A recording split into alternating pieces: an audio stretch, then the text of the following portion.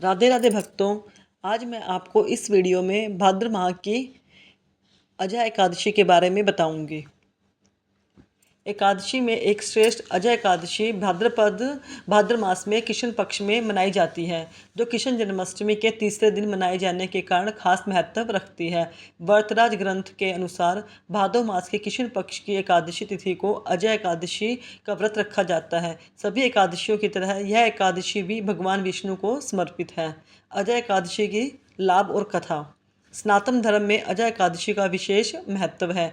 आज एकादशी के दिन व्रत रखने से कई तरह के दुखों से निजात मिलने के साथ साथ सुख समृद्धि की प्राप्ति होती है।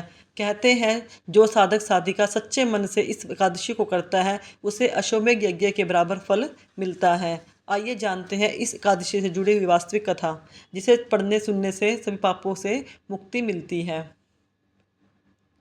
भगवान राम के पूर्वज से जुड़ी अजय एकादशी की व्रत कथा। अजय एकादशी व्रत की कथा भगवान राम के पूर्वज इक्ष्वाकु वंश के राजा हरिश्चंद्र से जुड़ी हुई है। राजा हरिश्चंद्र अत्यंत सत्यवादी राजा थे। अपने दिए वचन और अपनी सत्यता पूर्ति के लिए वे पत्नी तारामती और पुत्र राहुल रोहिताश तक को बेच देता है और स्वयं भी एक चंडाल का सेवक बन जाते हैं। राजा हरिश्चंद्र ने गौतम ऋषि के कहने पर अजय एकादशी का व्रत किया था, तब उन्हें कष्टों से मुक्ति मिली थी। आइए विस्तार से जानते हैं यह कथा, जिसे स्वयं भगवान श्री कृष्ण ने युधिष्ठिर सहित अन्य पांडवों को सुनाई थी। अजय एकादशी की व्रत कथा।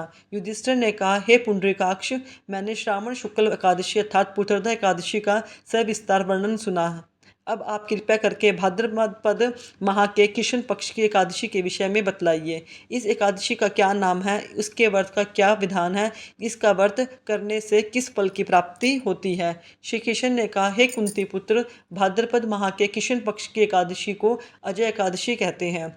इसका व्रत करने से सभी पाप नष्ट हो जाते हैं। इस लोक और परलोक में मदद करने वाले इस एकादशी व्रत के समान संसार में दूसरा कोई व्रत नहीं है।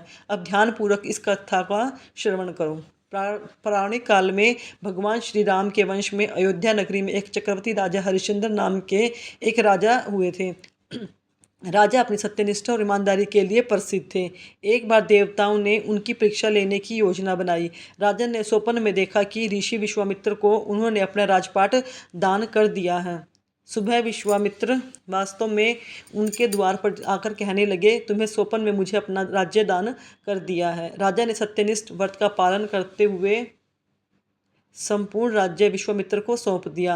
दान के लिए दक्षिणा चुकाने हेतु राजा हरिश्चंद्र को पूर्व जन्म के कर्म फल के कारण पत्नी, बेटा एवं खुद को बेचना पड़ा। हरिश्चंद्र को एक डोम ने खरीद लिया, जो शमशान भूमि में लोगों के दाह संस्कार का काम करवाता था। स्वयं वह एक चंडाल का दास बन गया।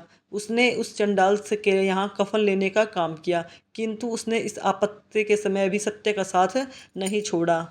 जब इसी प्रकार से कई वर्ष बीत गए तो उसने अपने इस नीच कर्म पर बड़ा दुख हुआ और उससे मुक्त होने के उपाय खोजने लगा। वह सदैव इसी चिंता में रहने लगा कि मैं क्या करूं, इस प्रकार नीच के कर्म से मुक्ति पाऊं। एक बार की बात है कि वह इसी चिंता में बैठा था कि गौतम ऋषि उसके पास पहुँचे। राजा हरिश्चंद्र ने उन्हें प्रणाम किया और अपने दुख भरी कथा सुनाने लगे। राजा हरिश्चंद्र की दुख भरी कहानी सुनकर महर्षि गौतम भी अत्यंत दुखी हुए और उन्होंने राजा से कहा, हे राजन, भादो माह के कृष्ण पक्ष की एकादशी का नाम अजय है।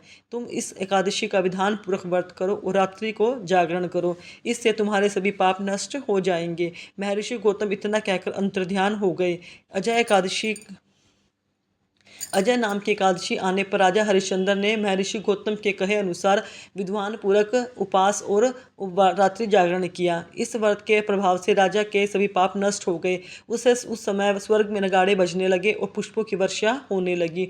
उन्होंने अपने सामने ब्रह्मा, विष्णु, महेश और देवेंद्र आदि देवताओं को खड़े हुए पाया। उन्होंने अपने मृतक पुत्र को जीवित और अपनी पत्नी को राजसी वस्त्र और आभूषणों से परिपूर्ण देखा। व्रत के प्रभाव से राजा को पुनः अपने राज्य की प्राप्ति हुई।